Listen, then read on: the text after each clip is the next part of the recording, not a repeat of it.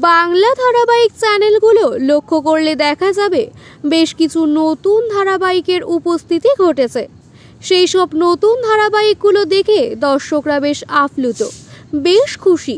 কারণ কিছু কিছু নতুন ধারাবাহিকের কাহিনীতে নেই পরকীয়া, নেই কুটকাচালি, রয়েছে পারিবারিক শত্রুতা, দায়িত্ব, কর্তব্য, আবেগ, ভালোবাসা এবং সামাজিক কাহিনী।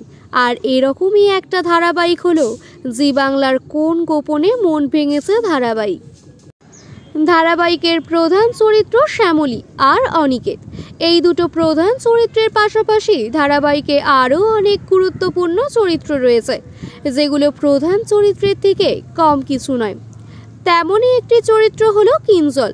গল্পের কাহিনী অনুযায়ী শ্যামলীর নায়ক কিন্তু অনিকেত, কিন্তু মাঝে তো কিছু টুইস্ট থাকেই। সেই টুইস্ট অনুযায়ী শ্যামলীকে প্রথম দেখাতেই ভালোবেসে ফেলেছে কিঞ্জল, আর সেই কারণেই কিঞ্জল সবসময় শ্যামলীর খেয়াল রাখে, শ্যামলীকে চোখে হারায়, শ্যামলীর সব দায়িত্ব নিজে থেকে নিতে চায়। কিঞ্জলের এই মনের ভাবটা কিন্তু শ্যামলী বুঝতেই পারেনি, তবে আড়াল থেকে শুনেছিল কিঞ্জল ভালোবেসে ফেলেছে তাকে, আর এটা সে মেনে নিতে পারেনি, তবে সামনাসামনি বলেনি। এর মাঝেই চ্যানেলের তরফে এসেছে একটি ধামাকাদার প্রোমোতে দেখা যাচ্ছে পাহাড় ঘেরা সুন্দর ঝর্ণার ধারে শ্যামলীকে প্রেম নিবেদন করে কিঞ্জল, কিন্তু কিঞ্জলের এই প্রেমে সাড়া দেয় না শ্যামলী। সে বলে এ হতে পারে না। কিঞ্জল তাও দাঁড়িয়ে থাকে। সে বলে যতক্ষণ না শ্যামলী রাজি হচ্ছে সে সেখানেই দাঁড়িয়ে থাকবে।